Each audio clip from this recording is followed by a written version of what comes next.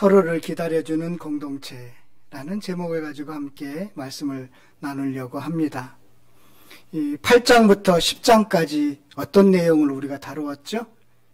타인을 위한 절제를 다루었습니다. 참 절제라는 것은 쉽지 않습니다. 그렇죠? 자기를 위한 절제도 정말 쉽지 않은데 타인을 위한 절제한다는 거, 동기와 목적이 정확하게 서지 못하면 절제하기 힘듭니다. 타인에게 유익을 끼치고 타인에게 선한 영향력을 끼치고 타인에게 덕을 세우는 타인을 위한 절제, 이것이 바로 성도들의 성숙한 삶입니다. 이쪽으로 가셔야 돼요. 그래서 8장부터 10장까지 배우신 타인을 위한 절제를 지식으로 그냥 끝나지 마시고 여러분들의 실천으로 꼭 이어지기를 바라겠습니다. 그렇게 하실 거죠? 네, 하실 줄 믿습니다. 몸에 배어야 돼요. 잘 안 되거든요. 저도 하려고 하는데 매번 자주 넘어집니다. 여러분들은 넘어지지 않으시고 꼭 실천하시기를 바라겠습니다. 혹시 예배 드리는 중에 좀 마음 상한 적이 한두 번 경험하지 않으세요? 예를 들어서 새벽에 막 기도하는데 옆에서 큰 소리로 기도하면 이 개인 기도 시간에 방해를 받는 그런 경우나, 또 여름 같은 경우는 막 노출이 심한 옷을 입고 와서 좀 예배에 방해받는 경우나, 또 여름이나 겨울 같은 경우에는 그 에어컨 높이와 낮은 것을 가지고 그렇게 마음 상해갖고 예배 시간에 은혜 받지 못하는 경험 혹시 했을지 모르겠습니다. 우리가 그래요. 예배하는데 집중하지 못하고 자꾸만 거슬려서 예배에 집중하지 못해서 은혜 받지 못하는 그런 경험을 한두 번 했을 줄 믿습니다. 한국교회도 예배에 따른 혼란의 시기를 겪었습니다. 아주 오래전에는요, 교회에 예배 드리는데 풍금을 치야 되느냐 말해야 되느냐부터 시작이 됐습니다. 피아노를 이거 정말 치야 되는가 말해야 되는가. 그 이후에는 드럼, 세상의 문화를 시끄럽게 하는 드럼을 정말 예배 중에 쳐도 되느냐 안 쳐도 되느냐, 그거 가지고 많이 이렇게 설왕설래가 있었습니다. 또 다른 방면에 주일에는요, 과거에는 주일날 돈 못 쓰게 했어요. 그래서 멀리 사시는 분들은 서울 같은 경우에는 미리 근처에 와서 자고 주일날 예배 드리는 그렇게 했거든요. 그러니까 주일날 돈 쓰는 문제도 옛날에는 심각한 문제였고요. 지금 같은 경우는 주일날 교회 행사를 해야 되느냐 말해야 되느냐, 이런 이야기들도 많이 논쟁이 되고 있습니다. 이 고린도 교회를 비롯한 초대교회는 우리도 이렇게 토론과 논쟁들이 있었는데 그 초대교회에는 우리보다 더 혼란스러운 일이 많았습니다. 예를 들어서 로마교회 같은 경우에는요, 예배드리는 날짜에 대해서 이견이 있었습니다. 유대인이면서 예수님을 믿게 된 사람들, 로마에 사는 디아스포라에 있죠. 이 사람들은 토요일날 예배드렸으면 좋겠다, 그런 생각을 갖고 있었습니다. 그런데 이방인 중에 예수님을 믿게 된 사람들은 예수님이 부활하셨는데 새 생명을 주셨는데 우리가 주일날, 그 토요일 다음 날 예배드리는 것이 마땅하지 않느냐, 그런 날짜 가지고 그렇게 서로 마음이 상한 일이 있었습니다. 고린도 교회도 마찬가지입니다. 내용은 다르지만 고린도 교회도 이런 마음이 상한 일이 발생하게 되었습니다. 동일한 그 내용들이 많이 벌어지고 있는데요, 11장부터 오늘부터 14장까지가 그 예배 중에 일어난 일들로 인해 마음 상한 사례들이 기록되어 있습니다. 어느 정도일까요? 어느 정도였을까요? 17절을 보면 그 심각성을 짐작할 수가 있습니다. 오늘 본문의 17절 보면요, 너희의 모임이 유익이 못되고 도리어 해로움이라. 너희의 모임이, 예배가 유익이 못되고 도리어 해가 된다. 예배 모임이 유익이 못되고 도리어 해가 될 정도로 심각했다라는 것입니다. 어느 정도로 심각했는지 짐작할 수가 있겠죠. 고린도 교회가 이 예배가 이렇게 심각한, 유익이 못 되는, 해로 여길 정도로 심각한 사례가 한 세 가지가 있었습니다. 첫 번째는 여자분들이 그 너울을 그 당시에 썼는데 은혜를 받고 나서 너울을 이 머리에 이렇게 너울을 쓰는 것을 벗어버린 거예요. 그래서 벗어야 되느냐 써야 되는 문제, 이거에 대해서 마음이 상한 일이 발생했고요. 또 하나는 교제를 위해서 애찬이 마련되었는데 애찬 시간에 더 많이 먹는 사람이 있고 못 먹는 사람이 생겼습니다. 그로 인해서 먹는 문제로 인해서 마음이 상한 사례입니다. 세 번째는 이 고린도 교회는 은사들이 엄청 많았거든요. 그래서 더 좋은 은사가 있고 덜 좋은 은사가 있다라고 생각하는 바람에 서로 은사의 차별로 인해서 마음이 상한 경우가 발생했습니다. 한번 생각해 보십시오. 지금은 여자분들이 모자를 쓰고 와서 예배를 드리는 것에 대해서는 큰 문제를 삼지 않습니다. 지금은 고린도 교회처럼 애찬하고 성찬이 동시에 진행되지도 않습니다. 그러나 지금 고린도 교회는 이 문제로 예배 시간에 은혜가 안 되는 거예요. 자꾸 마음이 상하는 거예요. 그래서 바울은 이 사실에 대해서, 이 사례에 대해서 어떻게 권면했을까요? 바울은 예배의 질서의 차원으로 권면을 했습니다. 저도 오늘 말씀을 준비하면서 깨닫게 되는 은혜를 맛보게 되었습니다. 아, 이런 거였구나 라는 그 은혜가 있었습니다. 첫 번째는요, 세상이 고린도 교회를 바라보는 곱지 않은 시선에 관한 사례입니다. 고린도 교회가 남녀가 한 자리에 예배를 드렸어요. 남녀가 한 자리에 예배를 드린다는 것은 상당히 파격적입니다. 제가 3년 전에 코로나 막 터지기 전에 성지순례를 다녀온 적이 있습니다. 그래서 가이드 하신 목사님이 유대인들의 기도회 모임을 이렇게 참관하게 됐어요. 거기로 우리를 데리고 갔었는데 기도회, 이제 남자들이 기도회 하는 모습을 봤습니다. 아, 우리처럼 큰 소리를 지르면서 기도회를 하더라고요. 나는 유대인들이 점잖아서 조용조용히 할 줄 알았는데 막 큰 소리로 기도하고요. 마치 기도 인도자와 같은 분이 앞에서 마이크를 이제 잠깐 쥔 것 같은데 그걸로 막 하면 뒤에서 같이 기도회를 하는 그런 모습을 봤습니다. 거기에는 남자들만 있었습니다. 그리고요, 그 홀의 뒤편, 가로막으로 막았는데 뒤편에는 출입문이 따로 있었고요. 그 뒤편에는 여자분들만 그 기도회를 가졌는데 우리 남자들은 못 들어갑니다. 그래서 사모님들이 거기 들어가서 그 기도회 하는 모습을 봤는데요. 제 아내한테 물어보니까 여자분들은 조용히 기도를 하더라는 겁니다. 지금도 기도 모임을 유대인들은 따로따로 갖고 있어요. 그런데 2000년 전에 고린도 지역에서 지금 남녀가 함께 예배 드린다는 것은 정말로 파격적이라는 것을 우리는 이해할 수가 있는 것입니다. 여기에 여자분들이 이제 은혜를 받았어요. 은혜를 받고 나서 머리에 쓰던 너울을 벗어버리고 막 방언도 하고 예언도 했던 것입니다. 예수님 안에서 우리는 자유로운 사람이 되었습니다. 하나님은 남녀를 동등하게 창조하셨습니다. 이 말씀의 은혜를 받고 머리에 쓰던 너울을 벗어 던져버린 것입니다. 이 너울이라는 뜻은 이 의미가 있어요. 내 머리 위에 누가 있다라는 것입니다. 내 머리 위에 남자가 있다. 내 위에 권위자가 있다. 한편으로 보면 굴종의 표시일 수도 있습니다. 그런데 하나님이 동등하게 창조했는데 내 머리에 무슨 남자가 있어. 동등한데 그러면서 벗어 던진 것입니다. 그런데 그것을 본 그 고린도 교인 성도들 중에는 여자분이든 남자분이든 마음이 상하는 거예요. 받아들일 수가 없는 거예요. 왜냐하면 그 당시에 너울을 쓰지 않는 분들이 있었어요. 어떤 사람들이 너울을 쓰지 않았느냐면 머리에 여자분들 중에는 주로 노예 여성분들, 노예이면서 여성인분들은 너울을 쓰지 않았습니다. 그리고 또 어떤 사람들이 너울을 쓰지 않았느냐면 창녀들은 너울을 쓰지 않았습니다. 그래서 그 머리를 보여줌으로써 남자를 유혹했습니다. 신체 일부라고 생각했거든요.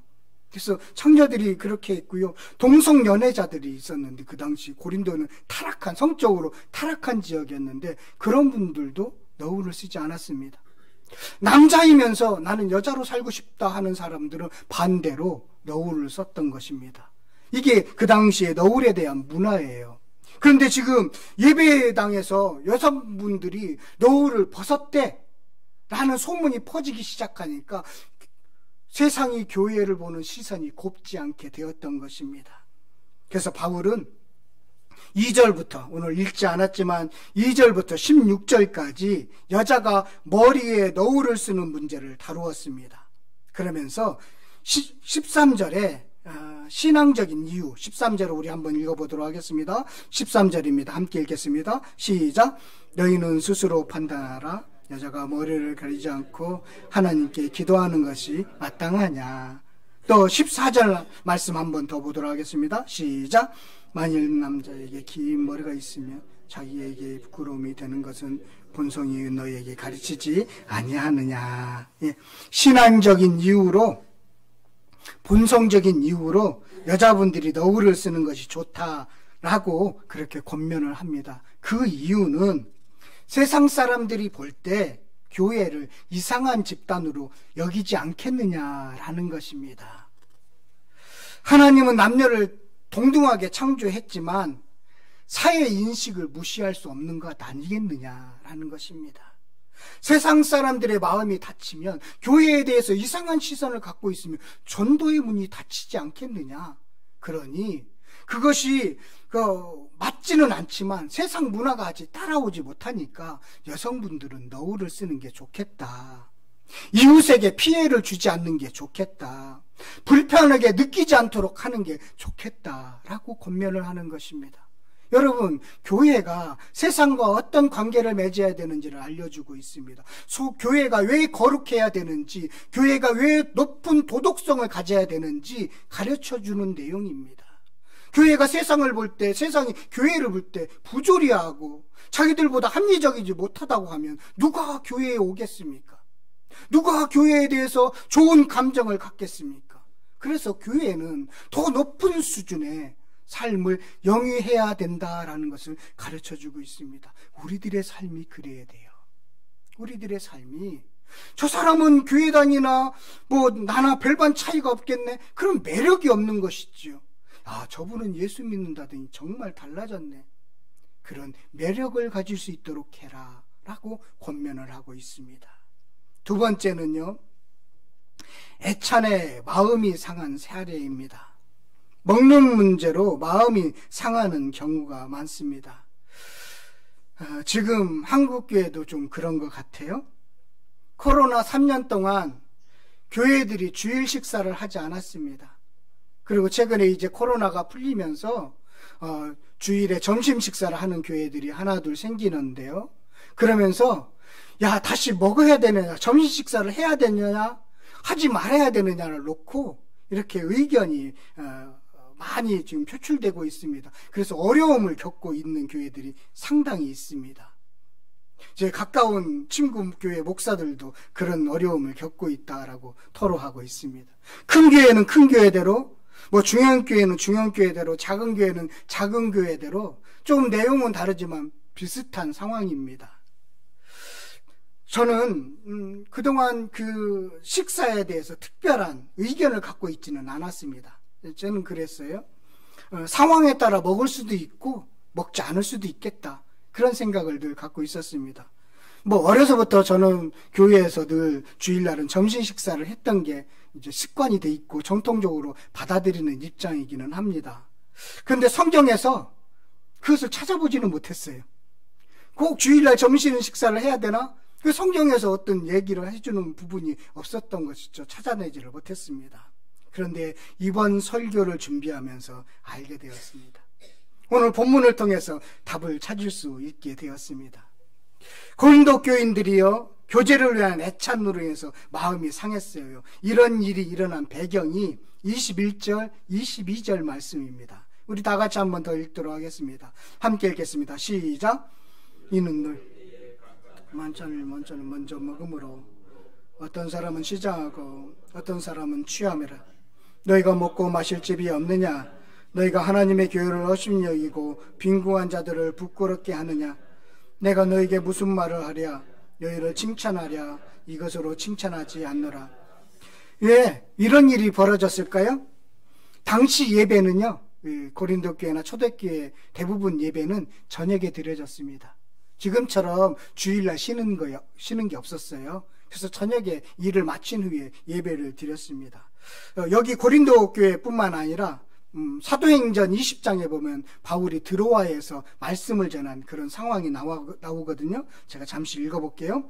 사도행전 20장 7절에 보면 그 주간의 첫날에 우리가 떡을 떼려 하여 모였더니, 예배하러 모였더니 바울이 이튿날 떠나고자 하여 그들에게 강론할세 마을을 밤중까지 계속하매 라고 말씀하고 있습니다. 떡을 떼려 하여 모였다는 것은 예배에 대한 표현입니다.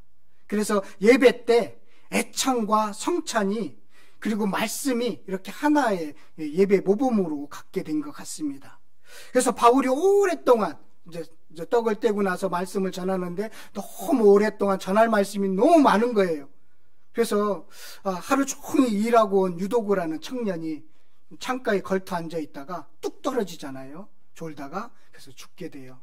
그래서 바울의 기도와 하나님의 은혜로 그가 살아나서 그 집회가 큰 은혜의 집회가 되는 것을 보게 됩니다. 초대교회 예배는 애찬, 성찬, 말씀, 이것이 그 말씀 강론으로 이렇게 이어진 것으로 제가 서신서나 이렇게 살펴볼 때 이렇게 진행되었구나라는 것을 볼 수가 있겠습니다. 왜냐하면 예수님이 그렇게 했던 예배 모범이 있기 때문에 그렇습니다. 고린도 교회도 마찬가지 그렇게 드린 것 같아요. 애찬, 성찬, 말씀 강론. 이게 뭐 찬양이 있었고 기도가 있었는지 그 중간중간에는 그런 것들이 섞여 있는 것 같은데 아무튼 세계화는 정확히 있는 것 같아요. 고린도 교회 성도 중에 몇몇 고린도 교회가 이제 어떻게 예배 드렸는지를 좀 알아야 오늘 이 문제를 알 수가 있거든요. 고린도 교회는 대부분 가난한 사람들이 믿었습니다. 그런데 몇몇 부자들이 있었습니다. 그래서 예배는 지금처럼 예배당이 있는 게 아니에요. 부자 집에서 돌아가면서 예배를 드렸습니다. 그리고 예배한 후에는 성찬을 했는데 이 고고학자들의 그 연구에 따르면요, 그 당시 그 부잣집의 형태가 이렇게 되어 있대요. 한 9명 정도가 그 당시 식사는 우리처럼 이렇게 의자에 앉아서 하지 않고 비스듬히 누워서 식사를 장시간 즐겼거든요. 9명 정도가 이렇게 즐길 수 있는 트리클리움이라는 방이 있고요. 그리고 30-40명이 식사를 뜰로, 그러니까 홀이 있고 그 다음에 뜰이 있는데 이 뜰에는 앉을 수가 없으니까 서 있으면 30-40명 서 있을 수가 있대요. 그 뜰과 같은 아트리움이 있다라는 것입니다.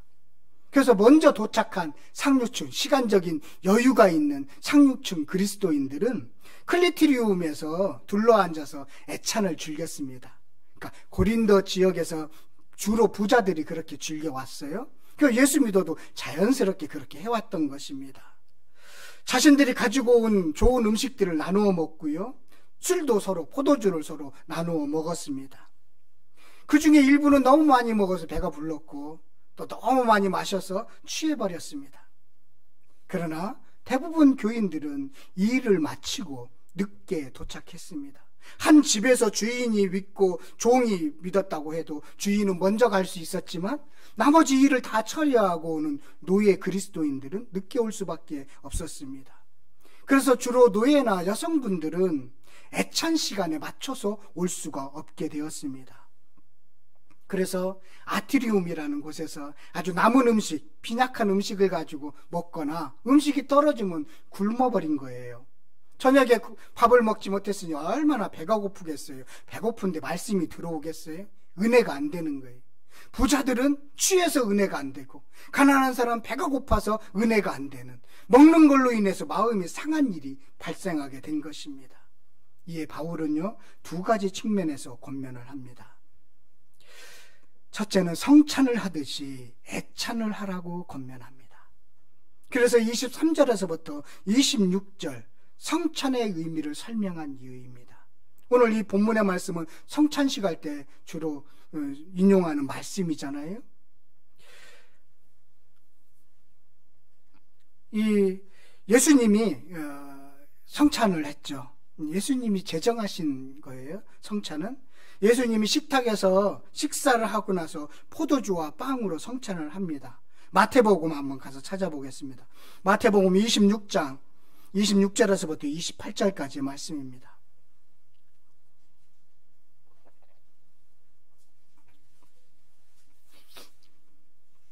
마태복음 26장 26절에서부터 28절까지 함께 읽겠습니다.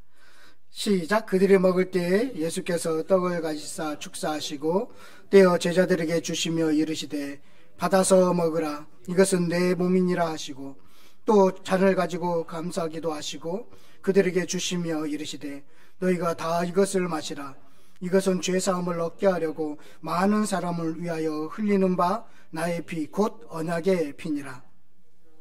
예, 여기까지만.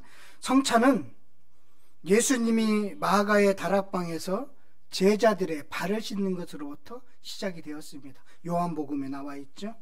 예수님이 겉옷을 벗고 수건을 가져다가 허리에 두르고 대야에 물을 떠서 그 더러운 제자들의 발을 씻고 수건으로 닦아주는 것으로부터 성찬이 시작되었습니다.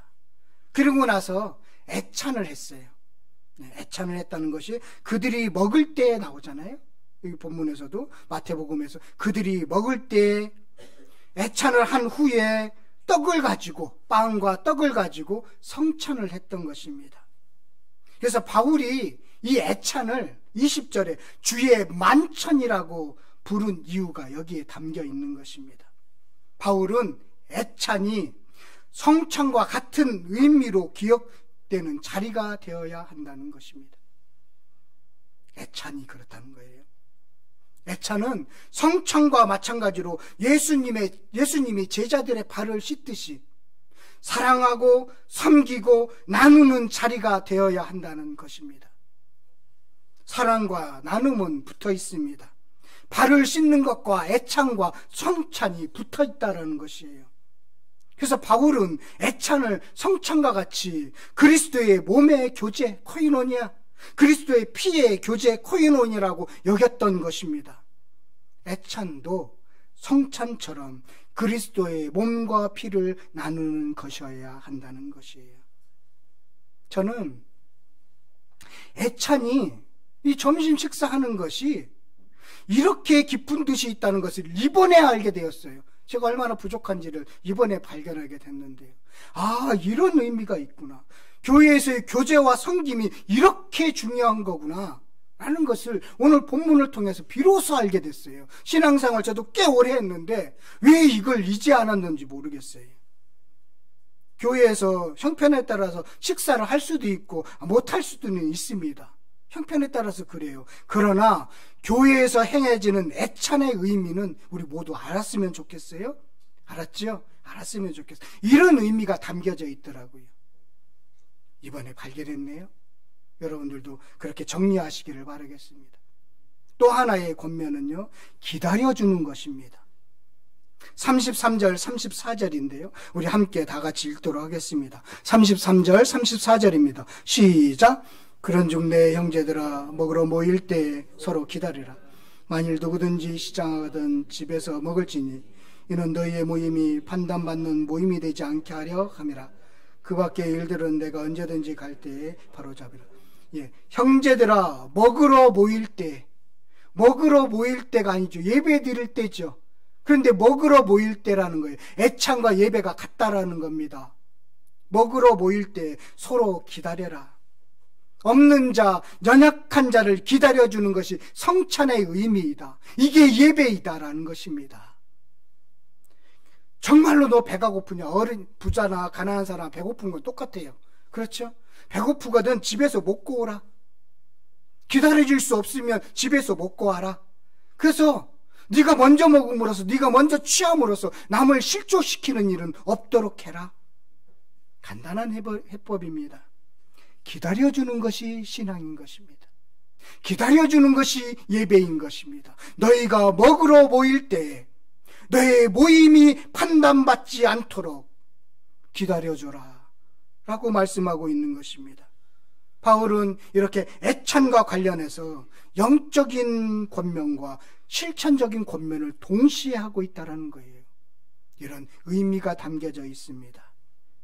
사귐과 친구의 애찬이 말씀과 만찬과 말씀을 듣는 것과 연결되어 있다는 것입니다.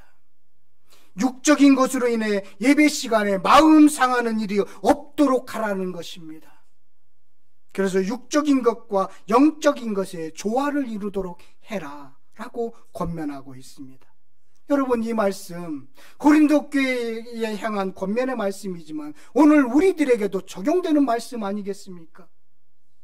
예배 시간에 마음 상해서 은혜 받지 못하면 서로가 손해지요. 그래서 서로 기다려주는, 서로 양보해주는, 어쩌면 타인을 위해서 절제하는 그런 은혜가 있어야 된다라는 것을 가르쳐주고 있습니다. 그래서요, 오늘 이 말씀을 가지고 우리가 함께 적용했으면 좋겠는데, 예배 시간에 시험 들게 하지 않도록 서로를 살펴요. 한번 따라했으면 좋겠습니다. 시작. 예배 시간에 시험 들게 하지 않도록 서로를 살펴요. 오래된 교회는요, 우리 권사님 아시죠? 오래된 교회는 자기 자리가 있는 거 아시죠? 예. 그리고 지금 우리 교회도 벌써 나름대로 자기들의 자리가 있습니다. 예. 꼭 거기에 앉아요. 앞에 오라게도 안 오고 꼭 거기 앉아요. 거기가 은혜의 자리라고 본인이 생각해서 그래요. 예. 그런데요, 오래된 교회는 자기 자리가 있는데 어떤 분이 자기 자리에 앉은 거예요. 좀 어떤 권사님이었는데 목격한 일이에요. 그래서 비키라고 그랬어요. 자기 자리니까 비켜달라고. 그랬더니 그분은 그러니까 자기 자리인 거기 그 권사님 자리라는 걸 모르는 사람이 앉은 거니까요. 교회 온 지 별로 안 된 교회 성도분이었습니다. 갖고 화가 나갖고 따지다가 교회 떠났어요. 예, 마음이 상한 거죠. 그 자리가 자기 자리도 아니잖아요. 예, 근데 그걸로 마음 상하니까 은혜가 못 받는 거예요. 그런 짓을 하면 안 된다는 거예요. 내가 좋다라고 해서, 내가 편하다고 해서 그게 은혜는 아니라는 거예요. 예. 그래서 앉으시면, 거기 은혜 자리니까 당신도 은혜 받으시라고 했으면 얼마나 좋았겠어요. 내가 여기 은혜 받은 자리였는데 당신도 은혜 받으십시오라고 했다면 얼마나 좋겠어요. 여기 들으면 말씀도 잘 들려라고 하면 얼마나 좋았겠어요. 근데 자기 은혜 받겠다고 그 사람을 비키라고 하는 것은, 그것은 신앙의 성숙이 아니라는 것입니다. 마음을 상하는 일이에요.